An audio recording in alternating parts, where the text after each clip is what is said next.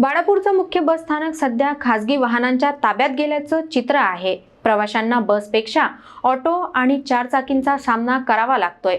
वाहतूक विस्कळीत झालीये, पण प्रशासन मात्र गप्प आहे। बाळापूर शहराचं मुख्य बस स्थानक सध्या प्रचंड अव्यवस्थेचं केंद्र बनलं आहे। हे बस स्थानक आहे की खासगी वाहनांसाठीचं पार्किंग, असा प्रश्न आता थेट नागरिक आणि प्रवाशांकडून उपस्थित केला जात आहे। दररोज शेकडो प्रवासी बस स्थानकात येतात, मात्र एसटी बसपेक्षा ऑटो, चारचाकी आणि खासगी प्रवासी वाहनांची संख्या अधिक दिसते। जिथे बस उभ्या राहायला हव्यात तिथे खासगी वाहनांची रांग लागलेली असते। परिणामी बस वळवायला जागा उरत नाही आणि वाहतूक कोंडी नित्याचीच झाली आहे।